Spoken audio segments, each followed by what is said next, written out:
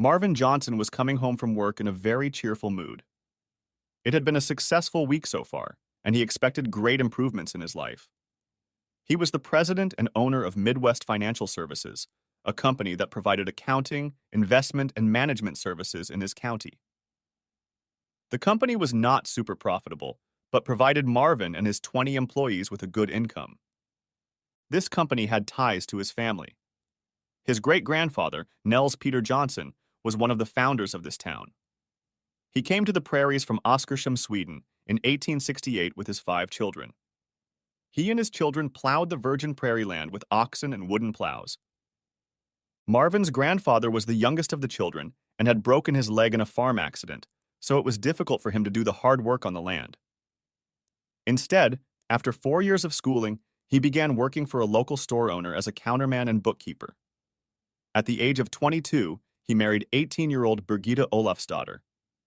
10 years later, he opened his own bookkeeping service when Marvin's father, Carl, was born. Carl took up bookkeeping after he returned from World War II. Successive Nels Peter heirs became mayors, bank board members, school board members, church trustees, and county commissioners. Business and civic engagement was firmly embedded in his DNA.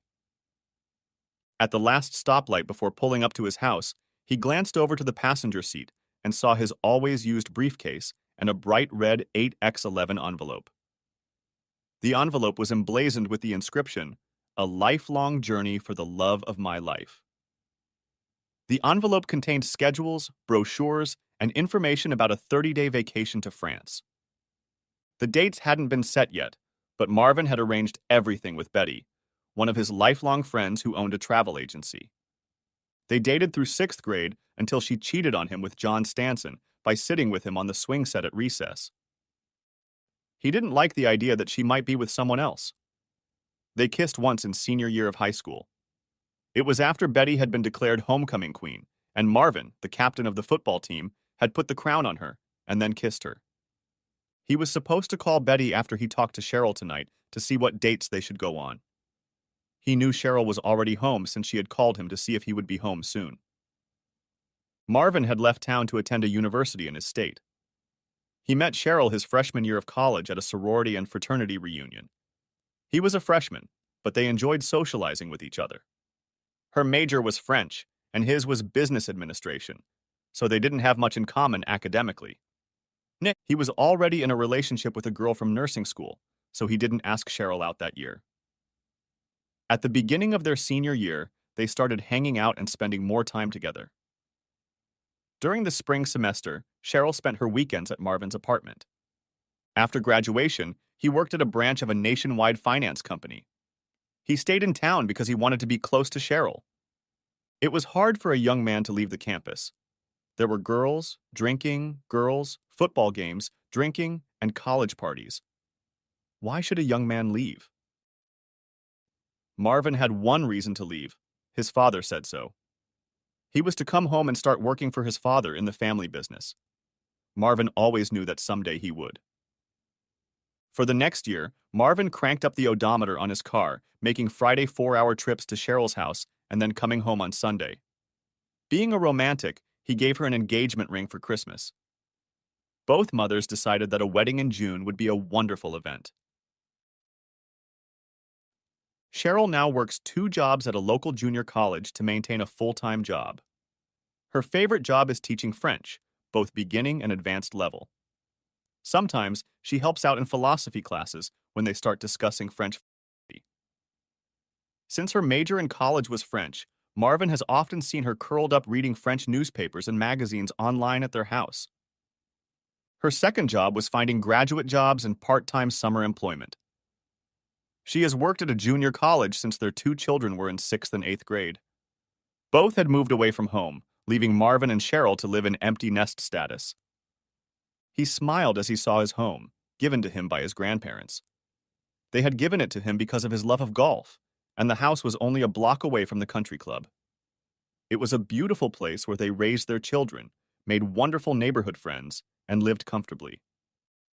Today might just be his lucky day, because he had given her a trip for their 25th wedding anniversary.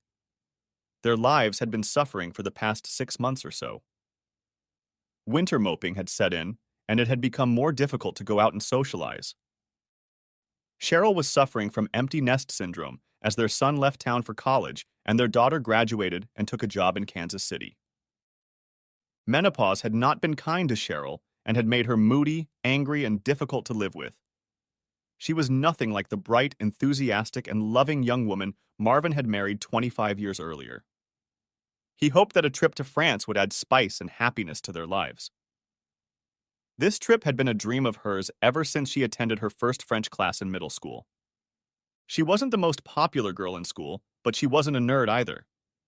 The boys at her school were into cars and sports. The most popular boys dated the most popular girls. The rest of us just watched the world go by. Cheryl spent a lot of time learning French and dreamed of France when she went to bed each night. Marvin opened the front door and saw Cheryl sitting at the kitchen table.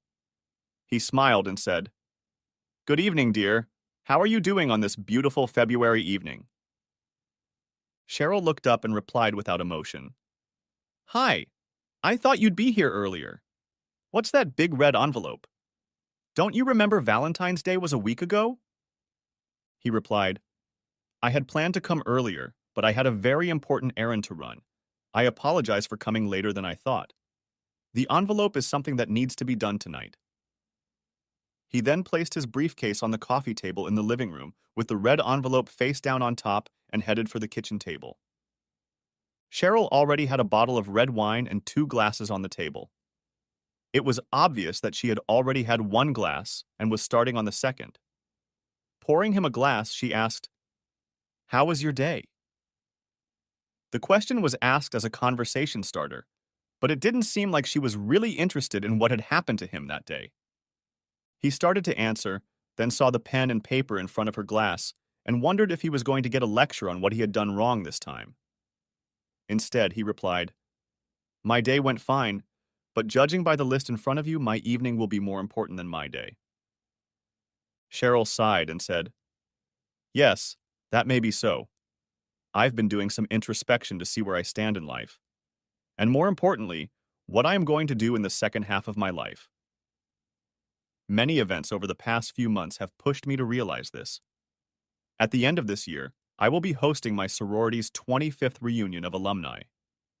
2 of them recently passed away from breast cancer." She took a deep breath and said, "My duties as mother, chauffeur, nurse, judge, and counselor for our children are complete. All I have left is to wait for the grandchildren to come along, so I can visit them for a couple hours once every month or 2. Cheryl looked him straight in the eye and said, "And that brings me to our marriage." Marvin swallowed and nodded that he was listening intently. Cheryl continued, "This June will be our 25th wedding anniversary. That's a very long time for 2 people to be together. Half of my sorority sisters already have second or third husbands. Where do you and I go from here? What's holding us together? And more importantly, what will keep us together for the next 25 years? Where will the spark to keep the fire going come from?" Marvin's thoughts raced down a road that had too many dangerous turns. He had to be very careful. He began by saying, "I understand what you're getting at. I have the same concerns about my own life. Some men fall into the middle-aged crazy category, buying Corvettes, wearing gold chains, and chasing young waitresses. Fortunately, I have a wonderful wife and have not contracted this disease. What can I do to make the next half of our lives interesting and worth waking up to every morning? If you have something in mind that we could do, please tell me, and I'll promise to do everything I can to make it work." "That's exactly why I love you, Marvin," she replied. "Most men ignore their wife's problems. They say, 'It's your problem, only you can solve it.' Here's my solution. I've always lived under someone else's roof. I grew up in my father's house, and then in college I transferred to a sorority. A month after I left the sorority house, I came here to live under your roof. Under the roof of the house your grandparents gave you for your wedding. I've always been sheltered by someone. I was never alone. Never." She continued, "Living with you has been fun, but lately it hasn't always been fulfilling. I'm the wife of the president of the Chamber of Commerce, the wife of a church board member, the wife of the president of the country club. Wife of this, wife of that, wife of that, wife of everything. No fame, just a leader's wife. Marvin, you're the sun, and I'm just one of the many little moons orbiting around you. I need to get out of this orbit or I'll go crazy. I have to get away from you so I can be me again. I love you desperately, but I need space away from you. You're a wonderful husband, father, friend, and lover, but you're just so damn marvelous. There's no room for me in this splendor. I have to leave. She hesitated, then said, with that thought in mind, I want to take a time out, a hall pass, a freedom frenzy, or whatever you want to call it, for 6 months. For the next 6 months, I'm going to live somewhere else and have no contact with you. It's going to be hard on both of us, as every hour I'll be wondering what you're doing. At the end of the 6 months, I'll come back to you, and we can make a plan for the rest of our lives. I expect to be the fun girl you fell in love with in college. I know you've been unhappy that I've been so cranky these past few months. You and I may need to get counseling, but I think it's best for both of us. Stammering, Marvin said, no contact. I realize I need to give you some space, but banning contact seems drastic. Our lives are so intertwined that it would be difficult to separate them. Tell me exactly how that would work, because I don't understand it yet. She replied, it would be as if we weren't married. You and I would go our separate ways. We would have our own interests, hobbies, and experiences. Lately, I've been reading about postmodernism. Postmodernism emphasizes the diversity of human experience and multiple perspectives. That's exactly what I want to do. I've already signed up for a Zoom course, Empowering Women, Changing the Balance Between Men and Women, with the famous Indian yogi Rashid Guru. Junior college has several courses on feminist theory, contemporary feminism, and different perspectives that I want to enroll in. I'm excited to start my journey towards empowerment. She continued, our separation is like a divorce, only without the hate and mistrust for each other. We'll be like lovers separated for 6 months. Military couples do that all the time and get along just fine. You'll mind your own business, and I'll be free to have a variety of human experiences with interesting people. He asked, you said you will act like a single woman and socialize with interesting people. Will that include dating other men? Cheryl smiled and replied, probably, but probably no one will want to take me out to dinner and a movie. Very coldly, he asked, as a single woman who probably goes on dates, are you also probably going to do that on these dates? Probably, followed her casual reply. How else can I maximize my experience as a woman? My only experience is with you. I want to be on the same level as you. You are using your previous experience. Now let me gain experience so I can give you pleasure. You're forgetting one little factor, said Marvin. We're married. I vowed that all my future experiences would be with you alone. You made the same vow. I have remained faithful to you, and I expect you to do the same. She replied, well, we'll see what happens in the next 6 months. We will make that decision at the end of my vacation. He countered, then there may not be an opportunity to bring you back into my life. You can just go on living with someone else, not me. Oh, don't be so dramatic. It's just sex. Nothing special. Cheryl replied, after 6 months without it with me, you'll be happy we're back together. Please don't make a big deal out of it. I'm striving to better myself, and the confidence I'll gain from seducing other men will make me a better lover with you and a more fulfilled woman in all other aspects. After all, I'm not a housewife like your grandfather. He commented, this 6-month period of no contact with me seems extreme. Maybe we can solve some of your problems with counseling for both of us? She replied, I don't want to just talk about it. I want to do it. It has to be cold turkey, or I will continue to rely on you for everything and I won't be able to improve myself. It has to be as if we're no longer married, so I feel free enough to come back into our marriage with a better attitude. I don't know if I can handle that, was the only thing he could say. No, Marvin, we need a full reconstruction of my brain as soon as possible. We'll stress for 6 months and not let this drag on for a year or two. Let it happen sooner rather than later until we get back to where we want to be as a couple. When do you plan to move out of our house? He asked. She replied, I've rented an apartment for 6 months and will start moving things there this weekend. Marvin nearly fell out of his chair. I was all he could squeeze out of himself. Finally, he whispered, Can we talk about this some more before we make such an important change in our lives? She took his hand and said, Thank you so much for talking to me about this. I think it will make our lives better in the long run. I love you so much for being understanding and for not being a jerk or a bully. He grumbled, You trust me too much. I don't understand why you're doing this, and I really don't approve of it. It looks like it's going to happen whether I give my consent or not. My feelings are not factored into this decision. He had to hit the pause button to react to this sudden event. He continued, My head is spinning with your plan. I just don't know what to ask or what to talk about. My brain is on overload. How about we go to bed and discuss it tomorrow night? Will you join me in bed, or has the separation already begun? She replied, Not now, dear. I want to work on the logistics of my move, but I expect to be in bed with you tonight. Marvin climbed the stairs to the bedroom and fell into bed. He was terribly tired and could not sleep a wink. But he could not sleep. Too many questions and too few answers kept him awake. He went from feeling sorry for Cheryl for her problems to feeling sorry for himself for not being more aware of her problems to prevent this breakup. Then rage awoke in him. Rage that while he was spending time and money organizing a 30-day trip to France for her, she was planning the dissolution of their marriage.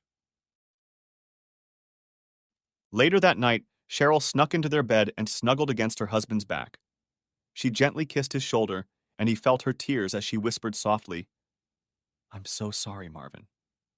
He just as quietly replied, I'm sorry too, Cheryl. She replied, I love you. To which he asked, Is that the last time I hear that from you? Cheryl whispered, I want our lives to be better, not worse, after my adventure. I plan to come back to you a much better wife and lover. In the 25 years of their relationship, Marvin rarely got up before anyone else. Today was no exception. Instead of making coffee and taking it to Cheryl while she was still in bed, which was a luxury for her, he went to the front door, pulled out his briefcase that was on the coffee table, slipped a red envelope into it, and walked out. He texted his good friend Roger from the car dealership and asked if he could stop by around 7 in the morning, knowing that Roger always arrived by 6:30 in the morning. Marvin remembered that both Roger and his brother Dan had recently divorced, and he needed practical and tactical advice. After Marvin explained to Cheryl that she was planning to break up to find herself, he looked at his friend perplexed. Roger said, It sounds like she already has a boyfriend, but she's not ready to commit to this relationship. She wants to experience it before she leaves you. If she's happy with her boyfriend in 6 months, she'll dump you. If he turns out to be unworthy of her time, she will come back to you saying, I am rejuvenated and ready to be your loving wife again. You are the base she can use to improve her situation with her lover with minimal risk to herself. Marvin asked the question, How do I protect myself from being used like that? Dump the bitch, and the sooner the better, Roger exclaimed. Put yourself in the driver's seat. You have to make the decisions. The day she moves out, you're going to file for divorce on the grounds that she left you. The divorce will take about 6 months either way, so if she leaves you, the divorce will be ready to be finalized. If you decide to get her back, however, you will simply refuse to sign the final document and stay married. The important thing is that you decide what you want to do with her, not her deciding what she should do with you. Remember, if she cheats and you let her come back to you, it will be easier for her to cheat again and again. One more piece of advice for you. Stay the good guy you are. Don't be an asshole and don't yell at her. That will only put up barriers that will hurt you in the future, both in the relationship and in court. Act like you understand and are complicit in her plans. If she doesn't have a boyfriend, it will be easier for you to work out your problems. If you act mean to her, she will have a hard time reconciling with you. If she doesn't cheat and you do, it will be a big problem for your marriage. She may resort to revenge, and that will add to your problems. You two are a great match. I want you to solve this marriage problem, not destroy it. Great ideas, Roger. I knew you could help me, Marvin replied. Roger said, No problem, brother. You know how to take care of the bank accounts before she gets to them, don't you? Also, before she leaves, collect as much data, messages, and emails from her devices as you can. That'll tell you if she's circling the drain and preparing to entertain someone other than you. As Roger led him out of the building, Marvin noticed a black BMW 430i convertible parked in the parking lot. He asked Roger if it was his car, and Roger replied, So far, yes.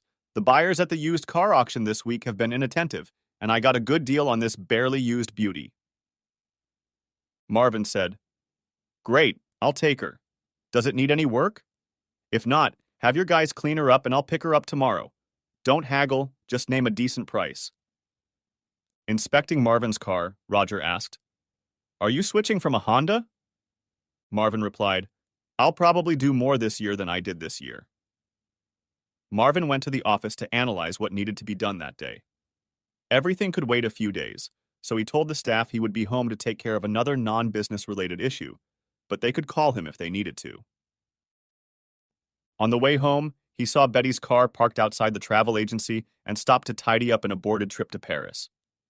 When Betty saw Marvin come through the door, she jumped up, squealed, and said, How do you like the surprise in the red envelope? I bet she loved it. He tried to keep his composure and said, Cheryl said she's leaving me. She's moving out this weekend, so there won't be a trip to France.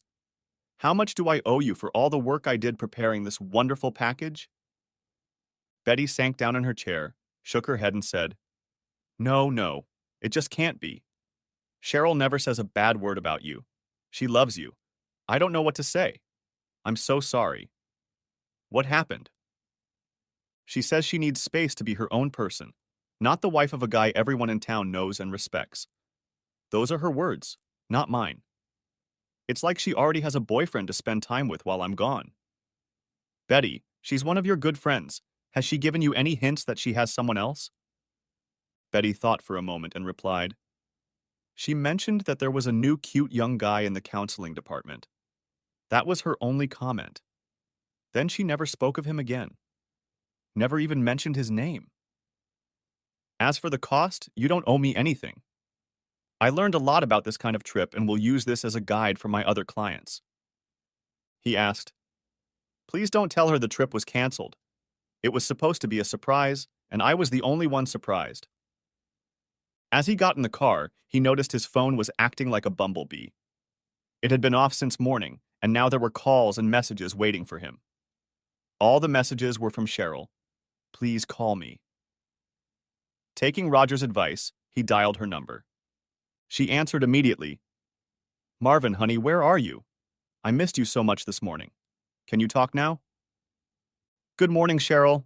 I have a lot on my mind after our conversation yesterday, and I thought a car ride would help, is what he replied. She replied, I can take the day off and talk now if you want. I know I shook you to your core last night, and I'm worried about my wonderful husband. Tell me what you want to do. Meet now, over lunch, over dinner, after dinner. I need you to be with me as I'm afraid of what I think I want to do. I need your wisdom. Please, Marvin. Almost resenting her concern for him, he said softly, I need more time to digest the implications of your divorce plans. I'll go to the office, close the door, turn off the phone, and contemplate the future. Let's make plans to have dinner together tonight, at the usual time, and discuss it further. I'll stop and get something to eat so you don't have to cook or clean up the kitchen. Is that okay with you? She happily agreed and replied, That would be great. I'll look forward to seeing you. I love you. I love you too, burst out of his mouth before he could say anything else. Marvin's next stop was the bank. He paid off the joint credit cards with funds from the checking account and canceled them. The travel and Christmas savings accounts were divided and put into 2 envelopes. The last step was to separate and close the joint checking account. The new checking account was opened in his name only, and he put his half of the funds into it. Cheryl would receive her half in cash tonight. Marvin drove past the junior college to make sure Cheryl's car was in the parking lot. He placed his business card on her windshield with, "I look forward to seeing you tonight." He remembered Roger's advice to be as nice as possible until things got impossible. Keep the ego in check. She hadn't cheated yet. At home, he began to gather the information he needed. He knew her passwords were kept in a little book in her desk. He went through all her emails, received, sent, deleted, favorites, and archived with no obvious suitor. He made a copy of her entire contact list, going through each name looking for clues. He looked at every file that had been active in the last 60 days. Web search history on various search engines was reviewed with no unusual activity. There were several articles in women's magazines on how to begin rebuilding one's self-esteem after being overshadowed by a loved one. He flagged those articles for further study to know what she might be thinking. Cheryl's cell phone was part of a package deal that included internet and cable TV. He easily retrieved all of her messages for the past 60 days, as well as frequently called phone numbers. He wrote down the numbers of the 5 most frequently sent messages. They were all on her contact list, and the only name on the contact list that was unknown to him was Roberto. Marvin left the house and returned to the office to lay out his concerns, thoughts, and comments for the most important meeting of his life. Near noon, driving up to the house, Marvin saw Cheryl's car parked in the garage. He walked to the front door and remembered Roger's admonition. "Be nice until it's impossible." As he opened the door, he saw his wife walking toward him with a glass of wine. She looked at him and said, "I heard the garage door open, and I couldn't wait to enclose you in my arms." At that moment, she put her arms around his neck and pressed her lips to his. He returned the favor because this was the first passion he'd experienced in months, and he was going to savor it. She broke their embrace and said, "Why did you get an 18-inch pizza? You can't eat that much together in one night." "I know," he replied. "Leftovers are the beginning of me having to feed myself at night." "Oh, I forgot how much it would change your life." "Yeah, obviously you don't think about how much my life will change," he moaned. The first glass of wine and a slice of pizza were spent talking about who they'd socialized with that day and what was going on in town. Breaking the ice, he said, "Tell me about the apartment you rented." She replied, "It's a 200 square foot, 2-bedroom apartment on the 3rd floor of a new apartment complex being built north of Neely on 46th Street. It comes with a parking garage, clubhouse, and pool. It's the #1 building in the 5-story complex. They needed a quick return, so I offered a good price for 6 months' rent. They figure all the buildings will be completed in 6 months, and then they can start raising rents. But right now, they need cash flow. I'll be back in this house by then." He praised her. "Now that's smart money management, Cheryl." He asked, "Is the house furnished?" She wrinkled her nose and replied, "No, I may have to rent furniture for 6 months." He said, "Take what you need out of this house. What's here is too much for me. Especially take the bedroom furniture, since you have a special mattress for your back. Take also the TV. You are the only one who watches TV in bed. We can arrange for other furniture so you don't have to take so much off." Smiling, she said, "Thank you for being so considerate. You really are a wonderful person." He was tempted to say wryly, "Yes, but look what that kind of attention gets me. A wife walking out the door." But he didn't say it. He did, however, say, "I don't think you can fit all your stuff into a 1,200 square foot apartment.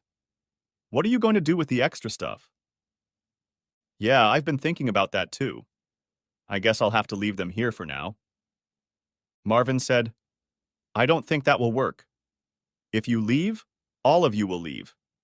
You can't have that as a base when you're starting a new life." She pleaded, "I have nowhere to put it.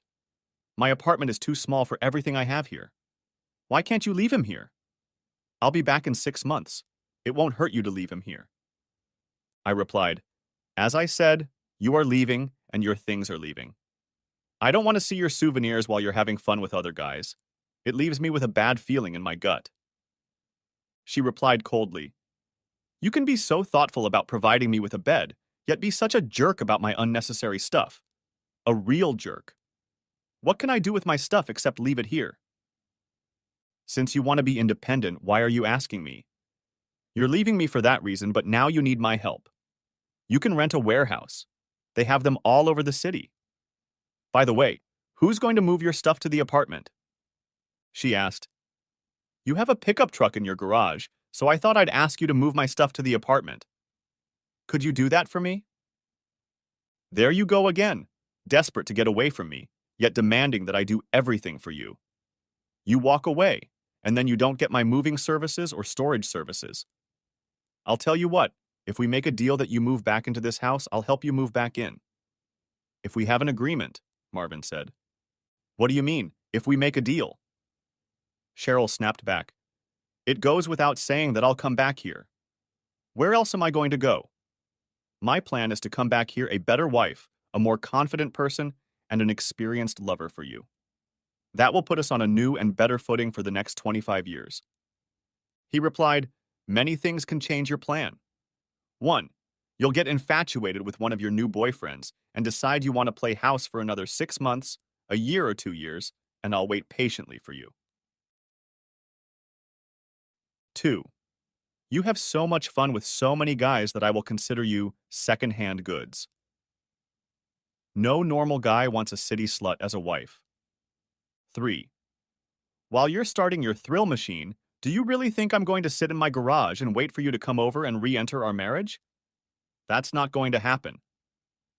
Cheryl, after our first conversation on this subject, I did some digging on myself. As long as I don't have my wife around, maybe I should think about whether I should trade her in for someone else. Swap? What does that mean? She asked. Marvin explained. Just like if your car gets old and stops working, you swap it out for a newer model. I would also like to trade my wife for a younger and more interesting wife, not an old one. Marvin really wanted to say, swap for a younger, thinner, and prettier wife, but he decided it wouldn't do. Look, Buster, she growled. I'm doing this to improve my womanhood for you. You don't need to go out looking for a new wife. I don't like that idea at all. He said quietly, and I don't like your idea either, but you told me I had no say in your decision. You were going to do it regardless of what I said. You didn't consider my feelings about having a cheating wife. So while you're going to do what you want, I'm going to do what I want for 6 months. Let's see where this ends. Cheryl hissed. It's not the same thing. I look to other men for companionship. I look to you for intimacy. Interaction is purely a physical connection with little to no meaning. She was on a roll and said, Intimacy is when you love each other from heart to heart. We already have intimacy, and it will continue after I return. You just can't do it, Marvin. You just can't. I need you to be there for me when my 6 months are up. Thanks for letting me be your plan B in case your free pass doesn't work out for you. You can stop me from switching if you don't move out. If you move out, I'll consider myself as unmarried as you are with your likely dates. And Cheryl thought that this was not working out the way it should. A husband should be sensitive to his wife's needs and allow her to explore her potential and adventures. To change the subject, Marvin held out a large envelope to her and said, I used our joint checking account to pay off our joint credit cards and then canceled them. I then closed all of our joint accounts, and your half of the money is in this envelope along with the 50-50th split of the proceeds. You will need to open new accounts to get the cash. I haven't touched the credit cards you have in your name only. You're making this too complicated and too structured for me to just give you some time, she replied. It's not that important. He replied, But it is very important to me. When a wife leaves her husband, it's a very big deal. While we're working out the logistics of the breakup, you'll need to get a junior college health insurance policy. My policy will cover you until the end of the month, but you'll need to get it taken care of. Continuing, he said, You wanted to be a big girl and do big things on your own. Well, that's what big girls do when they're left to themselves. They don't have a man looking over their shoulder and helping them when needed. You said you wanted to be away from me so you could grow and expand your experience. Cheryl grimaced and asked, "Are you still going to take a crap on me? Or are you going to wait and spew it out on me?" He solemnly replied, "Yes, there is one more thing. Probably the worst one of all. The day after you pack up and leave, I'm going to file for divorce on the grounds that you've been dumped. Before you stab me to death with your fork, let me finish." He sighed heavily and said, "You want 6 months' freedom. A divorce will take at least 6 months. At the time your self-awareness study was supposed to be over, the trial would be over. If we agree to be together again, we will not sign a final divorce decree. The litigation will end, and we will remain husband and wife. If you decide you have found a new life or love, we will sign the divorce and neither of us will have to wait for a divorce. That being said, let me say this to you again. I don't want to divorce you. I love you and I want you to stay with me, to grow old with me. But I will not stand by while you do this with others without finalizing the divorce process. I want it to be public so I'm not perceived as Cheryl's cuckold husband who sits at home while she gets new boyfriends. Can you understand my position?" She quickly replied, "No one will know with whom, or even if I'm doing it with someone else. No one will ever know." He immediately replied, "Just like no one will know that you and Roberto go out to lunch a couple times a week." "Are you following me?" replied Cheryl. "I had no reason to follow you. Acquaintances just said they saw you with a young Hispanic man. I believe it was Roberto. It was him, wasn't it?" Ignoring the question, Cheryl snorted, "You're a real asshole. An absolute asshole. I'm trying to improve and you're putting up all these obstacles. It's just not fair. It's not fair at all. I guess I'm making the right decision to move away from an asshole like you, Marvin Johnson." With those words, she jumped out of the house, slammed the door, and drove away. He thought, typical, when she doesn't get her way and has no way to get back into the conversation, she jumps in the car and drives away. This time, she might not be back for a while. And if she doesn't, that's okay, because she was going to leave anyway. Marvin spent the rest of the evening taking pictures off the walls. He carefully put all the pictures of his wife in a box, hoping she would have an epiphany and end her 6-month odyssey. He didn't want to create an irreparable problem. The box contained their wedding photos and wedding album. All the photos and knickknacks he wanted to keep, he put away so the movers wouldn't stuff them into the boxes of belongings. The house looked empty and cold, and the boxes of photos stood along the living room wall. He was also glad that she thought it was generous of him to refuse the bedroom furniture. It wasn't generosity. He thought her favorite French provincial furniture was completely out of place in a mid-century modern house. He was glad to be rid of it. The accusation of being a jerk hurt him. He didn't want to come across as such an indifferent person. After all, he really didn't want her to leave, but he wasn't going to divorce her either. However, he wasn't going to let her have fun with other guys and then come back into his life like nothing had happened. He didn't want to be at a table in a club when one of her former lovers came to ask her to dance and try to convince her to leave with him that night when cuckolded Marvin would be sitting at the table. Just 3 miles down the road was a supermarket that had a flower store. He jumped into his Honda, rushed to the supermarket, and bought a dozen long-stemmed roses. He put them in a place where she would see them as soon as she appeared. An offer of peace, an offer to tone down the rhetoric to calm the situation. Around 10 p.m., he heard the garage door open and realized the car door had slammed shut. The door swung open with force. It stomped 6 steps into the house and stopped. Marvin was watching the news, looked up and said hello. "Good evening, dear." A few seconds later, he heard her say, "What beautiful flowers, are those for me?" "Of course they are for me. You're the only one here who deserves them." He grinned back. "I appreciate your thought, and I'm very glad you did. I was afraid we'd start fighting again as soon as I walked through the door." I didn't like the way this conversation ended and wanted to turn the volume down while you work on your proposed adventure. I understand what you want to accomplish, but we need to talk about your sex with someone else. Is that okay with you? Of course I do. But first, aren't you going to ask where I went? He said, I don't need to know where you are.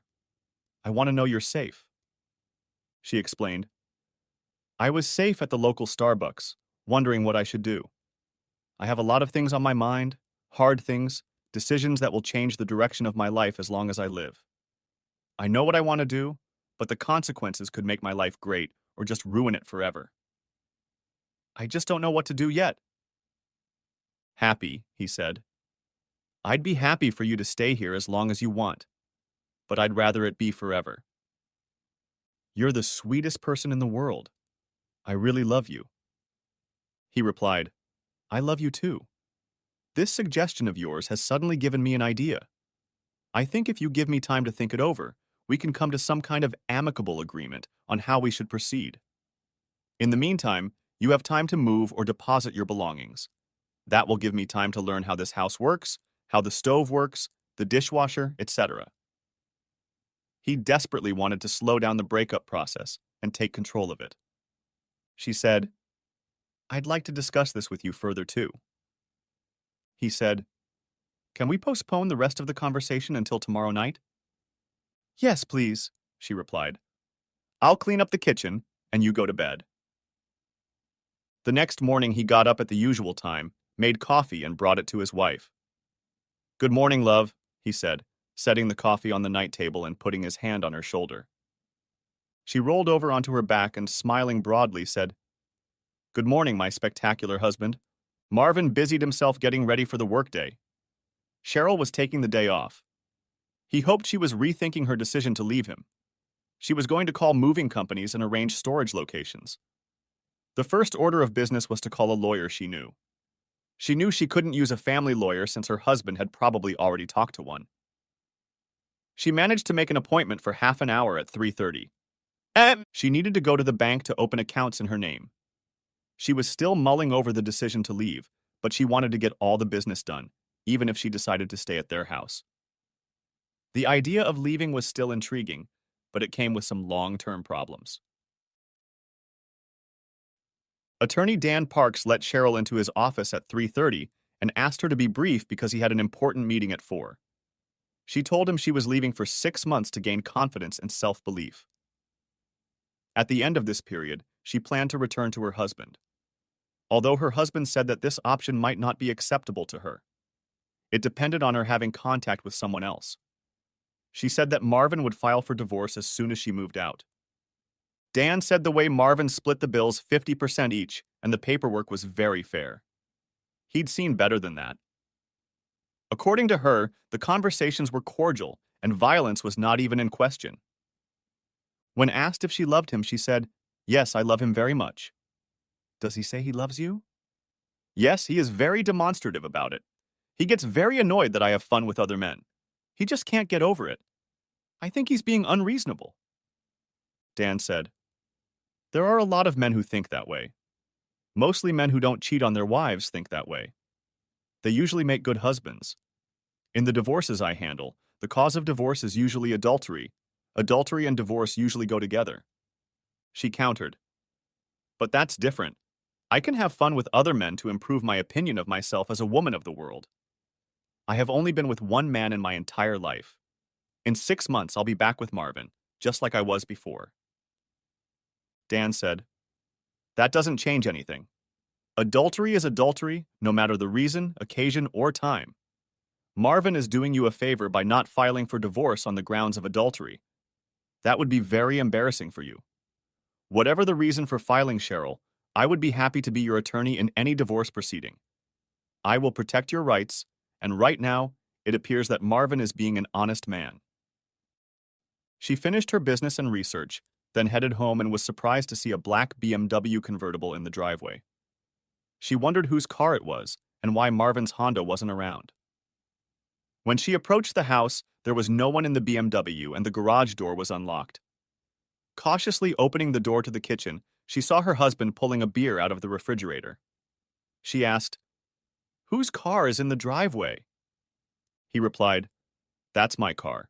The Honda is gone, and I traded it in for a BMW. The words swapped gave her an uneasy feeling in her stomach. She said, I didn't know you wanted to get rid of the Honda. I thought you really liked that car. He replied, I know, it just seemed that way to me. She asked, Where did you get the money for such a beautiful car? We always discussed important decisions together before filming. As soon as she said those words, she felt like punching herself in the face. She knew she was now doing what she had just rebuked him for. She had made herself look like a hypocrite, and she knew it. Before he could call her out on it, she said, That sounds awful, considering what I offered you this week. I'm sorry for picking on you because what I did without talking to you was 1,000 times worse. He replied firmly, I guess we have one set of rules for me and another for you. As for the source of the money, I sold the Honda and took the balance from a special savings account for a special project that didn't pan out. I had a lot of unallocated cash and used it to replenish the balance. It's a nice car, isn't it? She wanted to change the subject quickly and asked, The living room looks different. Did you take the pictures down to clean them? He replied, No, the pictures of you are in a box in the hallway, waiting to go to a new home if you leave. I'll fix the holes and repaint the wall if you want. Then I'll hang them back up if you're staying. Otherwise, I'll redo this wall the way I want it. She didn't like her husband remodeling her house. It was a wife's duty, which she refused to do. Instead of calling him on it, she said, Can we talk a little? I spent some time with Dan Parks today. He told me that you would be very fair to me if you decide to get a divorce. Marvin, I appreciate that you're such a good man. You are too good to me, and I am not as good to you as I should be. He said he would represent me if you filed for divorce. However, I don't want you to divorce me. She continued, After thinking about this topic all day, I have definitely decided that I want to move into this apartment and live a different life for 6 months. Last night as I was leaving here, an encouraging incident happened to me. A nice gentleman, seeing that I was upset, bought me a latte at Starbucks, and we spent the evening talking. He invited me over to his house to drink alcohol, but I declined. I said no because I was afraid. I just wanted company. I just proved to you and myself that I can socialize with men without doing it. Without pausing, she said, Since your main objection to my moving is possible contact with other men, I promise that I will try my best not to have sexual relations with anyone. That will be on my list of goals for the marriage break. You have been very kind and understanding on this issue. Even Dan has spoken up about it and advised me to make the right decision as I have a great relationship with a wonderful husband right now, and it would be a shame if I ruined it.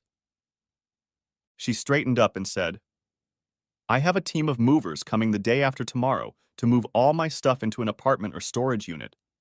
I'll leave you my address so you can forward any mail and get divorce papers sent to it. We can take turns calling the kids. I'm sure they'll be furious with me. Marvin, everything will be fine. It will be hard at first. But we've been through hard times before, and we've gotten stronger together. I'm sure we will continue to do so.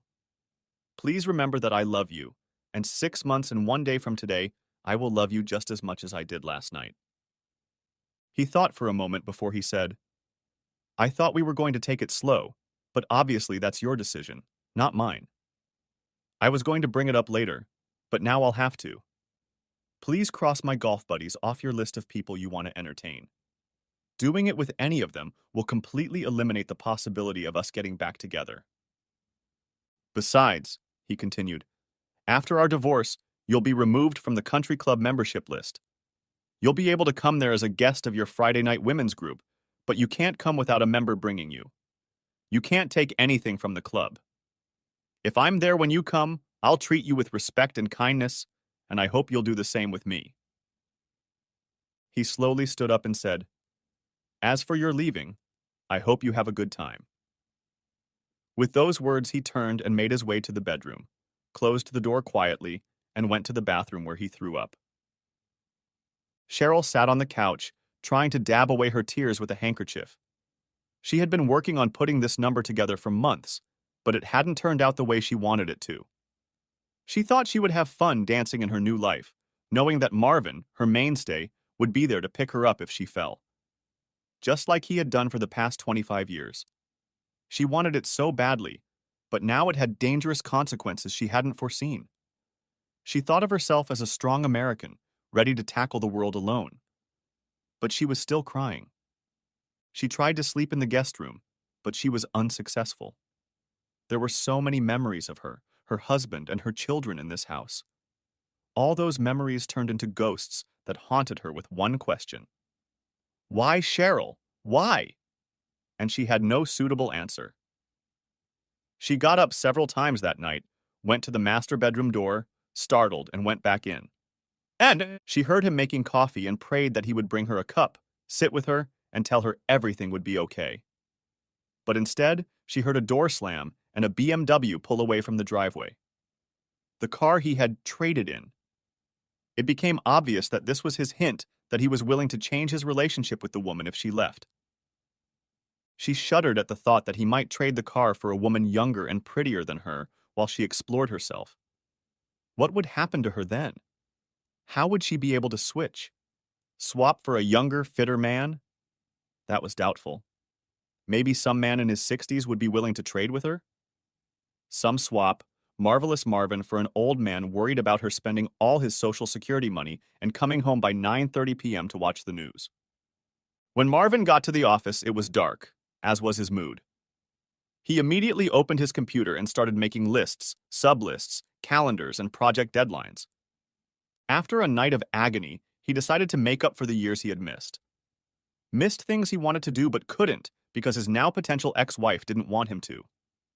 He was going to take more golf lessons from a professional and at least 10 strokes off his handicap. He bought a box of A Fuente Rosado Gran Reserva to smoke them on the back porch of the house. Hell, he could even smoke them in the house. He wouldn't have to spend boring Sunday afternoons with her sister.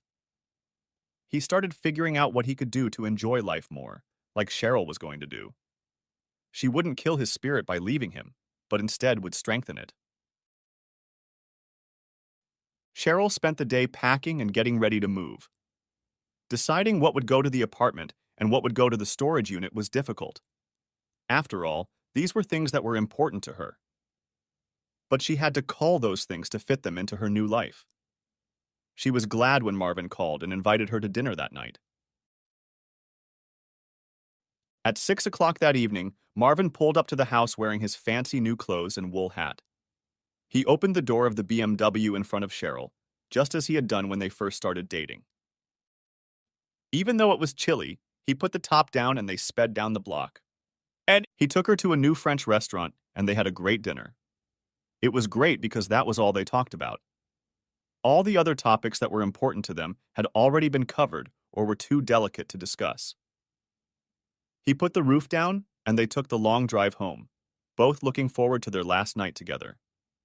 There was no frozen wall between them. They simply had nothing to say to each other. When they got home, she asked him to sit with her for a while. She began the conversation this way. I must commend you for handling my desire to change my image in a gentlemanly manner. You didn't yell, scream, or forbid me to start this journey. I apologize for calling you an asshole earlier in the week. I was upset. You have been very patient with me and I appreciate that. He replied, The reason I didn't get defiant is because the chasm between us has been growing for almost a year now. We don't have the loving vibes between us that we used to have. You have been distracted and distant from me. I tried everything I could think of to bring us back together, but it wasn't meant to be. He continued, You are in a position now where no one can give you happiness. You have to do it yourself. I hope that this separation will bring joy back into your life and that we can be together again. But I doubt that will happen. That's why I will file for divorce tomorrow. I don't see us ever being together again if you plan to act like a single person. She said, You're a forgiving person. You always have been. Until now. Remember when Molly was having fun with her boss while on a business trip? Tom forgave her, and now they are happier than ever. We can reconcile too. He said, In your example, you're not taking all the facts into account. Molly and her boss were drunk and celebrating the conclusion of a major contract, a spontaneous reaction to circumstances. No one planned for this to happen. You plan to entertain someone else despite my objections, and in spite of your wedding vows to be faithful. Deliberately, he said, You plan to deliberately humiliate me for your own sense of power and liberation. This shows a complete disregard for my feelings. I don't want to wait for a divorce for another 6 months after you return from Fantasyland.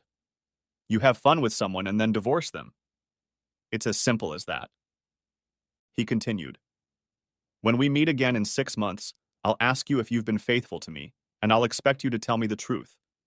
I won't have a private investigator come after you. I won't tap your phone or put a VCR in your bedroom. The truth will always find a way out. You have to do this on your word of honor. No honor, no marriage. Cheryl snapped back. Contrary to what you think, I'm not going to have fun with anyone. It's not part of my plans. But if it happens, then it happens, and we'll have to face it when we get back together. Abandoning what has been between us for 25 years because I sought the pleasure of another man for one night is an outdated concept. I desperately want to remain your wife for the next 25 years, but I feel I need to separate from you to regain a good self-image and attitude. I'm sorry we didn't agree on this.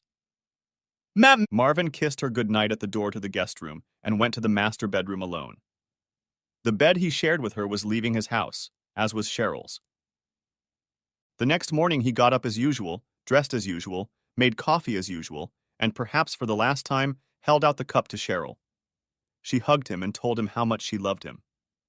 She put her arms around his neck and said, Marvin, my love, I will be back in 6 months to complete our love story.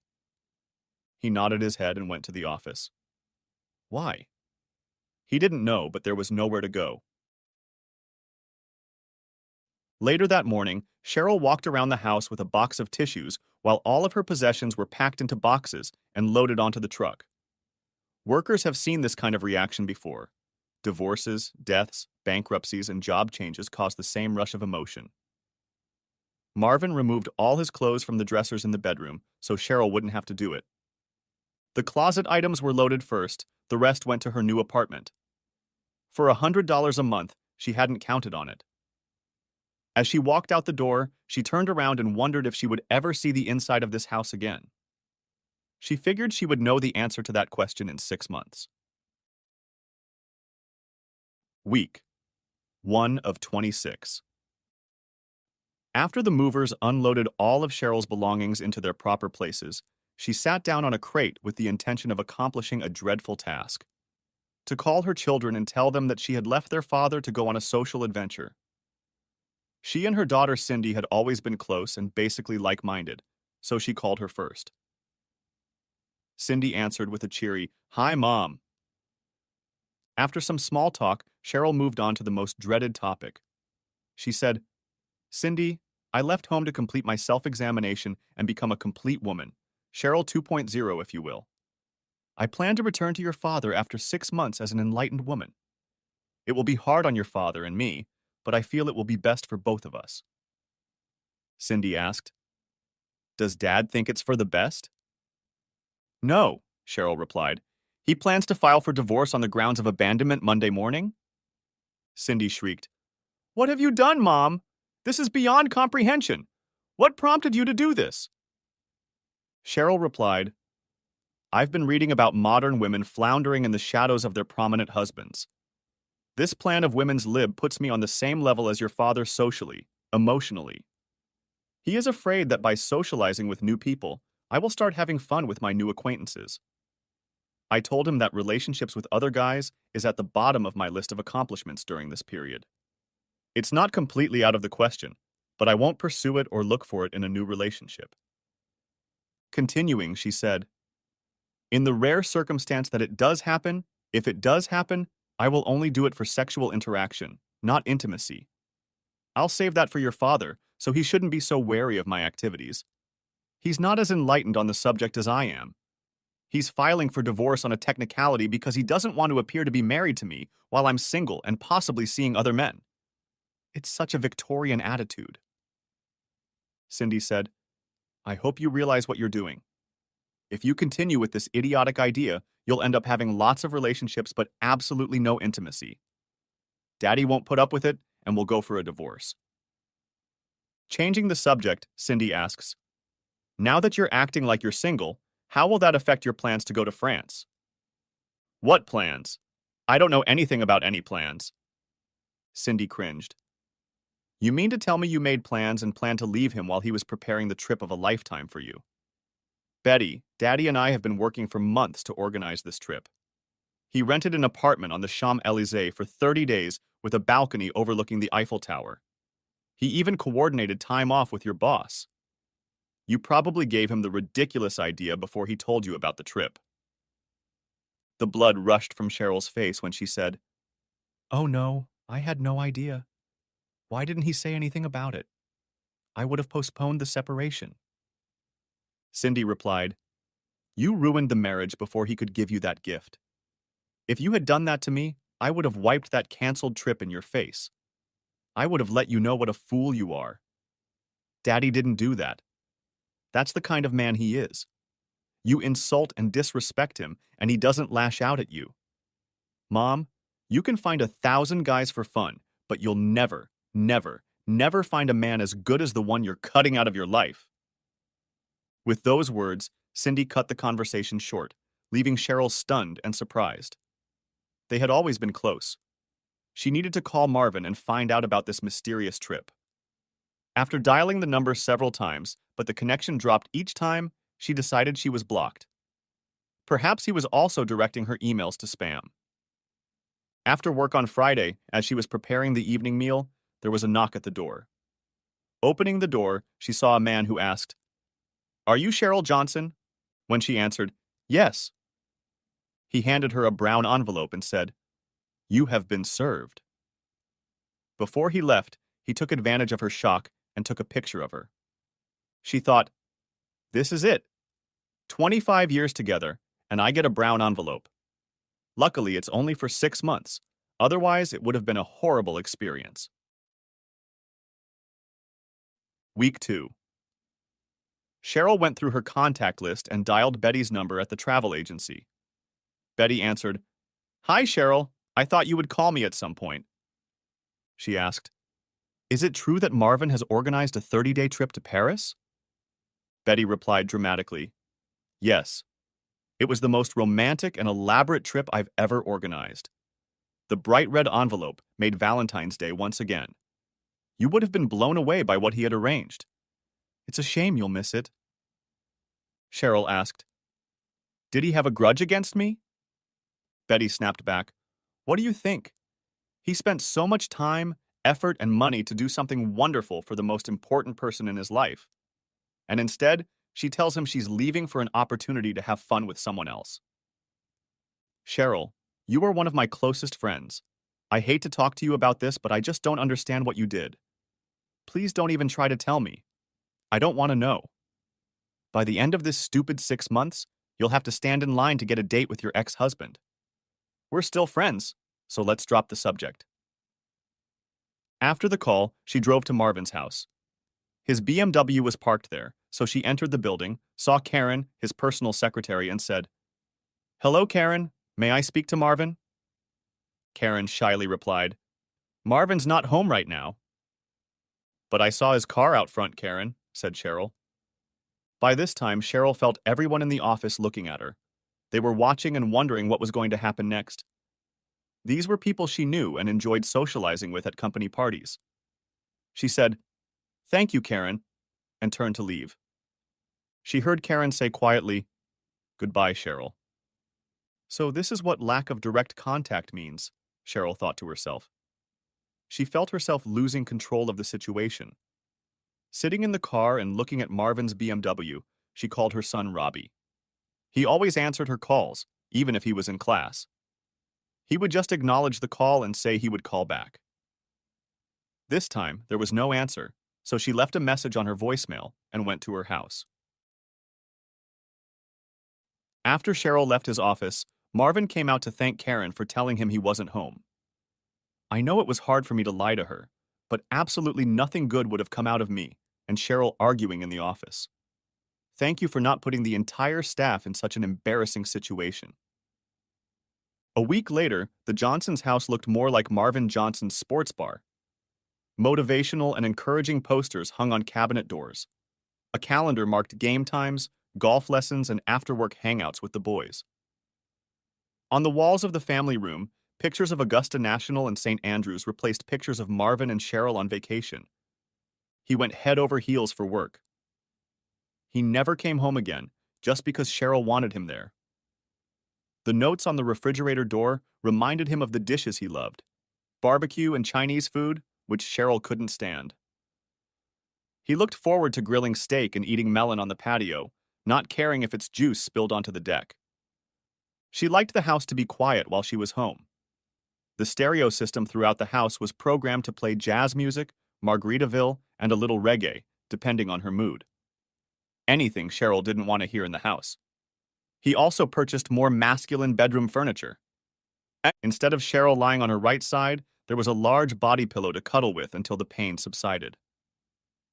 2 weeks after doing what he wanted to do, he realized his house needed cleaning. He called the junior college employment office on a day he knew Cheryl wasn't working there. He knew all the employees since his wife worked there part-time. He asked Mary, the department manager, if she could find a pretty student who could sweep and dust for him. Mary good-naturedly teased him that he had lost his housekeeper. Marvin liked the joke and told her that whatever the new girl would take would only be a fraction of what the previous housekeeper had cost him. That made Mary laugh, and she said she was glad he hadn't lost his sense of humor. He knew it was bound to get to Cheryl. Every day, Cheryl left a phone message for Robbie to call her back. Weeks 3, 5. The next few weeks, Marvin and Cheryl spent working, living, and learning a different way of life. Cheryl attended classes, but she was a little put off by the feminists who were her classmates. They had more of a hate men attitude than a wife enhancement attitude. End of part 1. Part the second of may be coming out in 10 hours. Write in the comments if you're waiting for it. Also, give a like under this video and subscribe to my channel. I hope you enjoyed this video.